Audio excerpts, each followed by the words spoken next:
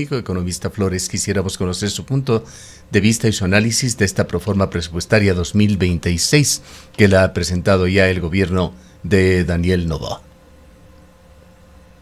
Buenos días, Gustavo. Un saludo cordial para usted y para su audiencia. Bueno, mi punto de vista es el que usted ha leído. Este presupuesto no es tan diferente del presupuesto anterior en cuanto a los problemas. Es un presupuesto que está desfinanciado como el anterior, como ha venido ocurriendo desde hace 8 años. Esto no es que está ocurriendo ahora. Los últimos 8 años sucedió lo mismo. El problema es que se van cerrando los espacios del endeudamiento.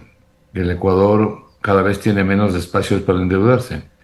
Aún no ha podido entrar a los mercados internacionales para financiarse sin condicionalidad.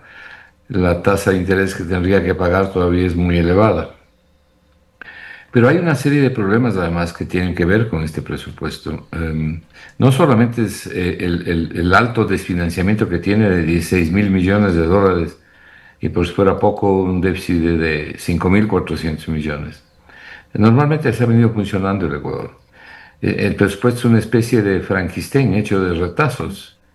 Fíjese que entre las fuentes de financiamiento está seguir debitando a, a las cuentas de las instituciones del gobierno central, es decir, tomando dinero de otras instituciones y pasándole al Ministerio de Finanzas. Además, se consideran atrasos al menos por 2.000 millones que serán pasados al próximo año. Luego, deuda interna, deuda externa. Así es como así es como se espera financiar. Pero luego hay algo que es muy preocupante, y es que entre los ingresos del presupuesto se hacen constar 4.700 millones, un poco más de 4.700 millones, en ingresos de capital que no existen y que están apareciendo ahí como que existieran. Entonces, la ministra de Finanzas, ¿qué dice? Dice, a ver, estos 5.000 millones de números redondos, vamos a recibir de la entrega del oleoducto OCP a manos privadas y señala que recibirían 750 millones por esa concesión y que el resto vendría de la concesión de los bloques hidrocarburíferos, es decir, la concesión de los campos petroleros en producción. Primero, yo no veo tan sencillo la entrega de los campos petroleros en producción. Pero aún si es que se entregarían los campos petroleros en producción, lo cual sería lamentable, como lo que se quiso hacer con Sacha hace unos meses, les queda básicamente un poco más de un mes y medio y el tiempo se viene corto para todos esos propósitos. Si no se consiguen esos 5.000 millones, o por lo menos parte de esos 5.000 millones, quiere decir que el déficit se amplía. Por eso yo llego a la conclusión, al igual que llegué a la conclusión en el presupuesto del 2025 que el presupuesto 2026 también va a ser subejecutado. Y va a ser subejecutado de manera importante. Una forma de subejecutar es simplemente no pagar obligaciones y diferirlas para el próximo año. Pero además la subejecución también significa terminar con un déficit. También significa esconder la basura debajo de la alfombra y tomar recursos de otras instituciones. Por último, Gustavo, un asunto que a mí me preocupa sustancialmente porque es muy malo para la economía. Usted mencionó que se van a financiar gastos corrientes con deuda externa, con deuda pública, básicamente deuda externa. Eso es muy malo. En realidad, la Constitución permite hacer eso con el carácter de excepcional, es decir, por excepción, pero aquí la excepción se ha convertido en regla porque este es el tercer año consecutivo en que se emite un decreto. Primero se emitió un decreto antes para poder usar gasto corriente, es decir, endeudamiento público para financiar gasto corriente en tres sectores, ¿no? Básicamente salud, educación eh, y en algo de inversión. Pero es gasto corriente. Ahí están los sueldos, ahí están los intereses de la deuda pública. En ese decreto que se emitió hace unos 2 años autorizaba para hacer esto en el año 2024 y 2025. Hoy hay un nuevo decreto, el 199, que autoriza también hacer esto en el año 2026. Una de las peores cosas que le puede pasar a la economía, sobre todo para la sostenibilidad fiscal, es financiar gasto corriente con endeudamiento. porque el gasto corriente se acaba, no se reproduce, ¿no? Es como que usted se endeude en un banco para hacer una fiesta. Hay una diferencia muy grande entre hacer una fiesta y construir una casa. Esa es la diferencia también aquí. Entonces, esto sí me preocupa porque es el tercer año consecutivo. Si usted quiere, podemos tratar las razones por las cuales está ocurriendo Sí, eso y los antes, problemas que hay que enfrentar. antes de ir a eso, quisiera también preguntarle cómo se perfila el cierre del presupuesto 2025. Bueno, la ministra de Finanzas presentó un presupuesto con un déficit de 5.600 millones. Eh, Ese presupuesto, le decía, tampoco tiene el financiamiento total, ¿verdad? Por los ingresos de capital que se incluyen ahí no existen. Pero yo no creo que el déficit vaya a ser tan alto, por una razón muy simple, porque lo van a subejecutar. Porque parte de las obligaciones de este año, por ejemplo, lo que deben a los GATS, a los prefectos, a las juntas parroquiales, a proveedores del Estado. Parte importante de eso lo van a mandar para el próximo año, es decir, le van a mandar a la bola del Ministerio de Finanzas. La bola es la suma de las obligaciones no pagadas durante el año corriente. Así es que así se va a financiar esto. Y la otra parte obviamente es el déficit. Entonces, subejecución del presupuesto clara y abierta. Ahora mismo, mientras estamos conversando, el presupuesto está subejecutado en casi 3.000 millones de dólares. Pero lo gordo y lo fuerte viene en el mes de diciembre, ¿no? En donde se acumulan 13º, 14º pago de deuda pública, interna y externa. Es decir, el mes de diciembre es un mes estacional en los gastos, de alta estacionalidad. Entonces, tener en este presupuesto 2025 5.000 millones de dólares de ingresos de capital que no existen, es como tener el déficit en lugar de 5.600 que dice el Ministerio de Finanzas en 10.600. Por eso le digo que será subejecutado. Y para el próximo año, para el año 2026, no cambian mucho las cosas, porque la economía no está creciendo, no tenemos un crecimiento estructurado. Se termina ya el rebote económico, se termina el efecto de los gastos que hizo el gobierno en la campaña electoral y ahora último, estos gastos que ha hecho repartiendo una serie de cosas. Eso tiene un efecto sobre la actividad económica, pero todo eso se diluye porque es temporal. Nosotros no tenemos un presupuesto estructurado, es decir, no tenemos una economía sostenida y sostenible.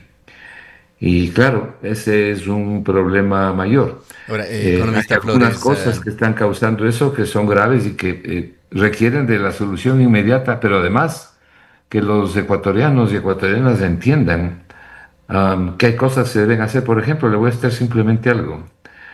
Eh, a los ecuatorianos les gusta mucho la dolarización, pero les gusta mucho la parte buena de la dolarización.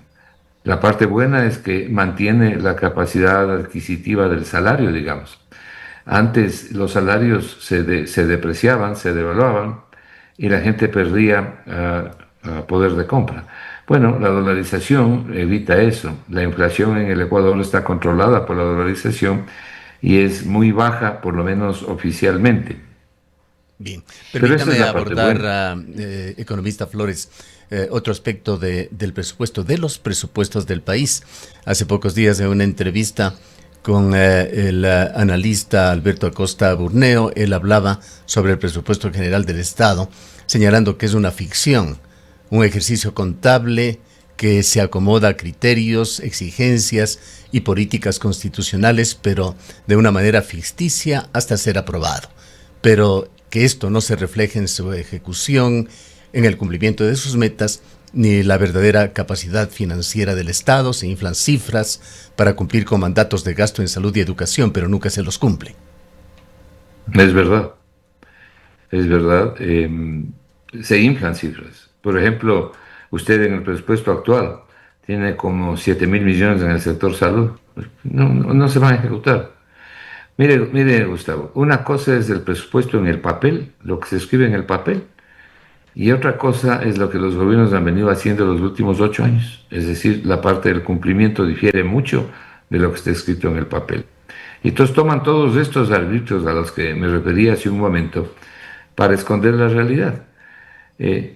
una de las formas de financiar este hueco enorme, este hueco fiscal enorme que tiene el Estado en estos últimos 8 años, ¿qué ha sido? La destrucción de la inversión del gobierno central.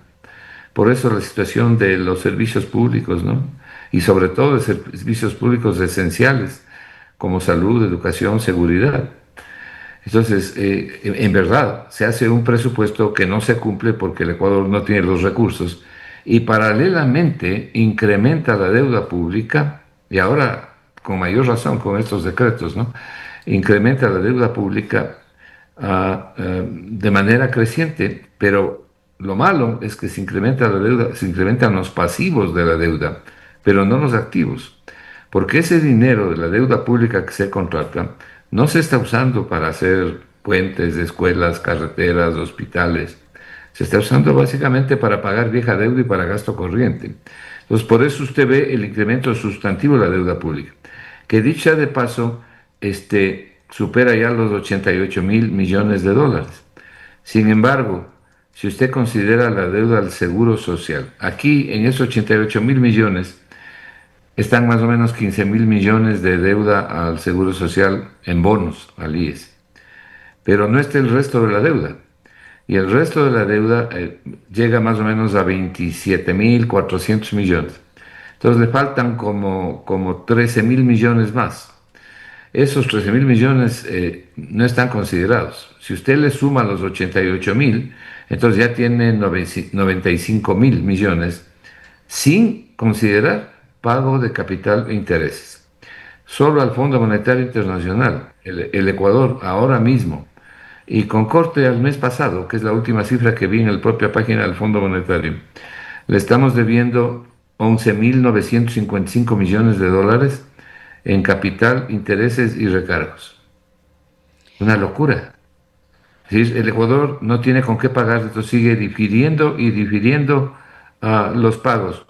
Saca nueva deuda para pagar vieja deuda. Y no necesariamente se cumple el precepto constitucional de que la nueva deuda para pagar vieja deuda solo puede operar si las condiciones financieras son ventajosas.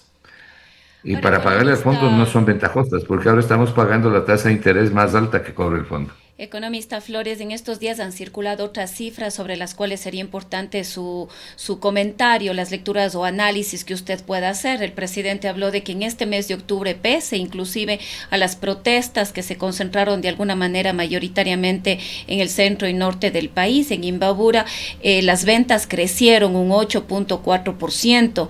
Esto podríamos hacer algún análisis de a qué se debe, esto se va a sostener, cuánto esto tiene que ver con lo que se aspiraría a un crecimiento económico. Ahí también hay cifras diversas. Se ha planteado, creo que para el 2026, un crecimiento del 1,8% en el presupuesto general del Estado, pero en algún momento el presidente llegó incluso a hablar de un 4% de crecimiento de la economía.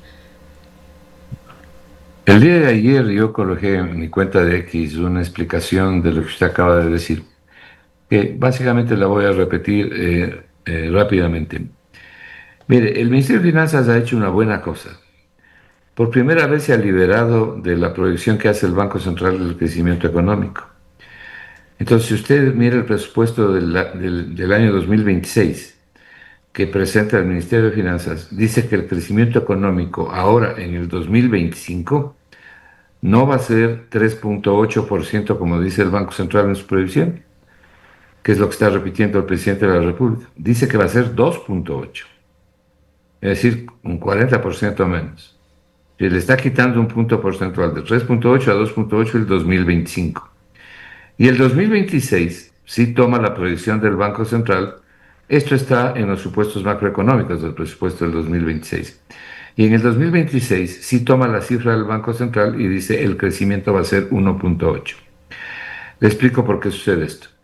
El presidente de la República está equivocado, la información que le dan es incorrecta y es hecho por malos economistas o le están mintiendo deliberadamente.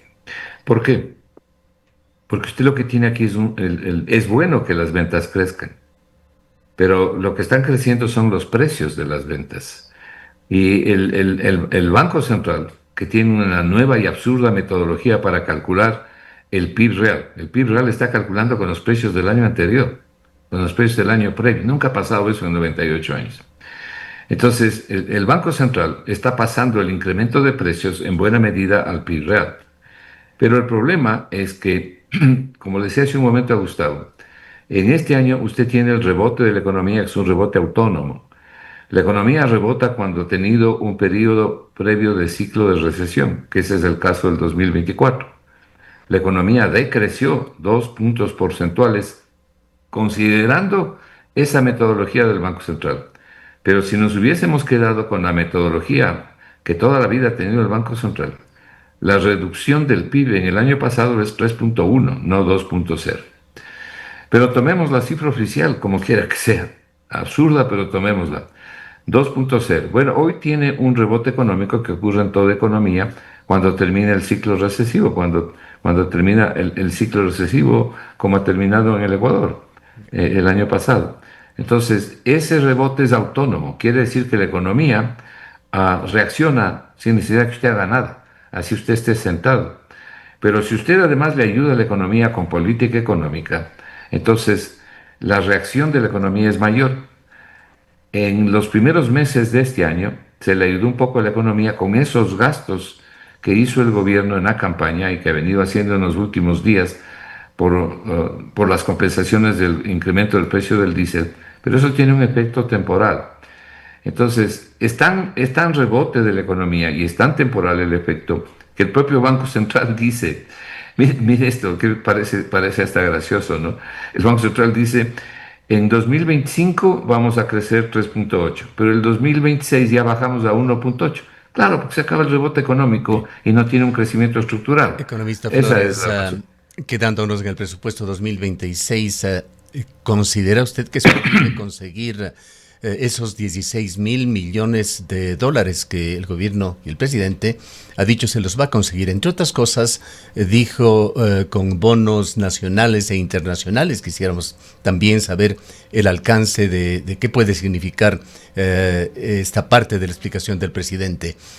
Y también si es que de alguna manera en el presupuesto 2026 se reflejan esas medidas tomadas por una de las leyes económicas urgentes respecto al BIES, esa autorización para endeudamiento, venta de cartera, posibilidad de pignorar sus activos. No abiertamente, no se refleja. Comienzo por esa última parte. Los bonos internacionales es colocar bonos soberanos, o sea, bonos del Estado ecuatoriano en el exterior. Nosotros teníamos una deuda por esos bonos en el año 2020 de aproximadamente 17.000, un poco más de 17.000 millones de dólares. Hoy estamos alrededor de 14.500, 14.700. ¿Por qué? Porque se hizo un canje de deuda por los famosos bonos verdes y porque también se han realizado pagos, ¿verdad? Pero primero el canje de deuda sobre los bonos verdes ha sido un absoluto engaño en cuanto a los proyectos para las Islas Galápagos. No hay un solo proyecto. Lo que sí ha pasado es que los intermediarios de este negocio se cobraron ya la plata y les ha ido muy bien. Y el Ecuador está pagando tasas de interés porque sacó 650 millones en crédito de un banco para poder comprar los bonos. Pero tal vez eso lo analizaremos en otro momento. Para dejar En claro, todo caso, muy los importante bonos... lo que usted dice, si me permite, Perdón. economista Flores, quisiera aclarar sobre este punto que está usted señalando sobre Galápagos y esos bonos verdes. Nos está diciendo usted que lo que hizo, me parece que fue Guillermo Lasso con respecto a Galápagos, Sí. Es un fiasco. No hay un solo proyecto. Mire, ¿cómo funcionan los bonos verdes? Hay un banco, que es un banco suizo, que le presta al Ecuador como 650 millones de dólares. El Ecuador toma esa plata. Primero, el banco suizo no quiere decir quién le dio los 650 millones de dólares, que no es transparente, nunca fue transparente la operación. No eran recursos del propio banco. Hubieron unos inversores muy curiosos que le dieron 650 millones. Esos inversionistas que están en secreto tienen una muy buena tasa de interés, una muy buena comisión por haber hecho esto. Por supuesto, todo esto lo paga el Ecuador. Entonces, el Ecuador quiso con esos 650 millones, compró bonos. Estos bonos que le estoy diciendo que tienen el mercado internacional, los bonos soberanos, entregó los 650 millones, le paga sobre el 7% de intereses al banco suizo y entregó 650 y descontó como 1.300 millones. Entonces uno dice, bueno, entonces el Ecuador en un periodo de 18 años se va a ahorrar la diferencia entre 1.300 y 650, o sea, se va a ahorrar como 700 millones de dólares. Entonces, la figura es, usted Ecuador se compromete a utilizar ese ahorro de 700 millones en proyectos que va a desarrollar en los 18 años. No es inmediato. Han pasado 2 años y no hay un solo proyecto en las Islas Galápagos. Ni siquiera se ha formalizado la estructura de los directorios, en fin. Es decir, no pasa nada, ni ha pasado nada. Lo que sí ha pasado, como le digo, es que este fue un negocio que hicieron varios inversionistas. Nosotros en el Foro de Economía más o menos sospechamos de dónde viene la plata, pero claro, hay que tener las pruebas y por eso no lo digo. Pero el Ecuador debe tener mucho cuidado con el canje de bonos verdes, bonos azules, bonos amarillos, o el color que les quieran poner, no porque la figura sea mala, sino porque en todas estas cosas en el Ecuador siempre hay zapada, ¿no? Nunca se hace nada honestamente. Bien. Entonces, habrá que ver qué es lo que va a pasar. El presidente Noboa debería ordenar una investigación directa sobre esto, para que no le sigan engañando a la gente, ¿no? Y además, para que no desacrediten la figura del canje de deuda por naturaleza, porque esa es una buena figura si es que se cumplen las condiciones. Aunque nos desviamos un poquito colateralmente, vayamos quedándonos en el tema de Galápagos. ¿Cómo interpretó usted lo que dijo el presidente de la República y luego las contradicciones que tuvo con respecto a la instalación de una base extranjera en Galápagos, en Baltra concretamente? A ver, yo creo que el Ecuador puede obtener ayuda internacional de los diferentes países que son parte de este problema, porque el problema no es solo del Ecuador. El 50% es el problema del Ecuador. ¿Por qué? Porque el Ecuador de aquí está saliendo la droga, ¿no es cierto? Están saliendo la droga en cantidades gigantescas al exterior. Pero no saldría la droga si no hubiera demanda. Y la demanda básicamente viene de más o menos una media docena de países, ¿no? Italia, España, Estados Unidos, Inglaterra, en fin. Entonces, lo que siempre hemos dicho, y el otro día le escuchaba yo a un general del ejército ecuatoriano, que fue comandante del ejército, que decía que se pueden conseguir, justamente lo que nosotros habíamos propuesto también hace tiempos, colaboraciones internacionales, inteligencia militar, equipos y por cierto también dinero para luchar contra este monstruo. Eso no significa tener una base militar en el Ecuador. Entonces, yo no sé cuáles son las razones por las cuales, primero, se mencionaba por lo menos que habría una base militar de los Estados Unidos en la isla de Baltra, y luego el presidente ha dicho que no.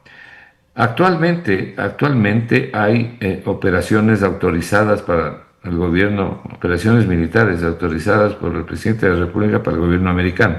No se conoce con exactitud los detalles. Yo simplemente he escuchado lo que han dicho en diferentes entrevistas algunos generales, como uno de ellos sobre todo, el que fue excomandante del ejército, que ha explicado esto al país. Lo que sí debe hacer el Ecuador, lo que sí requiere el Ecuador, es buscar ayuda de estos países, pero no necesariamente con bases militares, y mucho menos en la isla de Baltra o en las Islas Galápagos. Así que habrá que ver qué es lo que pasa ahora en la consulta que va a ocurrir el día 16, porque ahí el Ecuador va a resolver cosas importantes. Sin embargo, Gustavo, en la economía nosotros tenemos varios yugos intocados que no nos permiten sacar la cabeza, no nos permiten crecer, disminuir la deuda, disminuir la pobreza, y que, le decía, los ecuatorianos y ecuatorianas tienen que entender que hay necesidad de enfrentar esto. Se han acostumbrado solo a las cosas buenas de la dolarización, pero no a las varias cosas malas que trae la Y uno dolarización. de los yugos sería el ajuste fiscal, economista Flores. Un ajuste que se promete año tras año, pero que nunca se concreta porque el gasto corriente y la inversión pública aumentan sin respaldo suficiente en los ingresos. Claro, porque el neoliberalismo no es una doctrina económica, sino un plan de negocios. Y entonces aquí en el Ecuador aquí en el Ecuador el resultado de la política económica es un desastre, porque se sigue mal la economía, hay mala política económica. Si hubiera buena política económica, no tendríamos la situación que estamos teniendo desde hace tiempos en el presupuesto, en el crecimiento económico. Pero mire, uno de los yugos que tiene el Ecuador, sin duda, es la deuda pública. Deber 90.000 millones de dólares en un país como el Ecuador, que encima de eso ni siquiera crece, que destruye la inversión pública para poder pagar la deuda. Es una locura. En este año, 2026, solo de deuda externa tenemos que pagar más de 6.000 millones de dólares. Y en este 2025 que está por terminar, tenemos que pagar 11.700 millones de deuda pública. Entonces, el próximo año las obligaciones incluso crecen porque hay ciertos compromisos que se suman. Eso significa que queda mucho menos dinero para todo lo demás. Y todo lo demás es salud, educación, obra pública. Por eso usted no ve nada de eso. Por eso la gente se queja y la gente se muere además, no solo que se queja. Por eso tiene la situación que tiene en el Seguro Social. Entonces, una de las cosas importantes aquí es fortalecer el empleo, pero tampoco se puede fortalecer el empleo no solamente porque no hay la inversión adecuada, sino porque tenemos una absurda infraestructura laboral. Y esta es la verdad. Entonces, aquí hay que sentarse con los trabajadores, con los empleadores y con el Estado y definir una nueva política laboral. Porque tal como están las cosas, es muy difícil salir. Además Mire, de estos temas relacionados con el empleo y con esto finalizamos, economista Flores, ¿qué reformas estructurales considera usted urgentes para reducir la dependencia del endeudamiento? bueno, esta es una de ellas. Esta, la que le acabo de mencionar es una de ellas para poder generar crecimiento económico y al generar crecimiento económico generar empleo y eso significa mayores aportes a que recibe el SRI, mayor recaudación por impuestos. Pero este es un país carísimo, extremadamente caro. Tenemos el tercer salario nominal más alto de América Latina, pero el último en poder adquisitivo. Entonces, lo que nosotros necesitamos es mejorar el poder adquisitivo. No se puede subir los sueldos más allá de lo que están, porque la productividad en el Ecuador es un desastre. Entonces, la única forma es bajar los impuestos. Pero bajar los impuestos requiere, por su parte, por parte también del Estado, generar políticas que permitan crecimiento económico para compensar eso. Y hubo fundamental la solución que hay que darle al tema de la deuda. Y hubo fundamental el problema de la estructura laboral en el Ecuador. Y no solo la estructura laboral, sino la estructura de los servicios, que necesita una reforma fundamental. Y claro, el cambio sustantivo de la política económica y también de quienes están a cargo de la política económica, porque este país ha venido haciendo el experimento de Frankenstein, ¿no? Y entonces aquí han estado dirigiendo las políticas económicas personas que no tienen idea de la política económica, que no tienen ninguna experiencia. Es como pedirle a un médico que acaba de salir de la universidad que vaya a hacer una operación de cirugía abierta del corazón. Increíble lo que pasa aquí. Entonces, tenemos un problema serio en la economía y no lo estamos mirando, no lo estamos afrontando. Estamos viviendo el día a día. Estamos llenos de feriados, de regalos de días de trabajo cuando este país necesita trabajar. Los costos para el sector productivo son brutales. Mire, el 95% del empleo en el Ecuador se sostiene por las micropymes, las pymes, las pequeñas empresas. Hay necesidad de hacer un trabajo importante en este sector para garantizar el empleo, pero también para garantizar la contribución que deben realizar ellos a través del pago de impuestos. No estoy hablando de subir los impuestos, estoy hablando de reducir la evasión, porque este es un sector donde hay una altísima evasión. Pero, ¿cómo les exige usted eso si usted comete la locura, pero es que es una locura, de en un país dolarizado ponerle 15% de IVA? ¿Cómo les exige eso? Entonces, lo que usted tiene es una tremenda evasión, una tremenda informalidad. Algún momento yo le voy a contar, yo incluso propongo perfeccionar la informalidad en ciertas áreas para poder fortalecer el empleo y poder generar trabajo. Porque hay personas en ciertas áreas que no pueden realizar otro trabajo que no sea el que están haciendo. Por ejemplo, una señora que vende frutas en la esquina. Si la señora no hace eso, usted no le puede poner de cajera de un banco. Entonces tiene que ayudarle en esa informalidad para fortalecer su trabajo, es decir, fortalecer sus ingresos.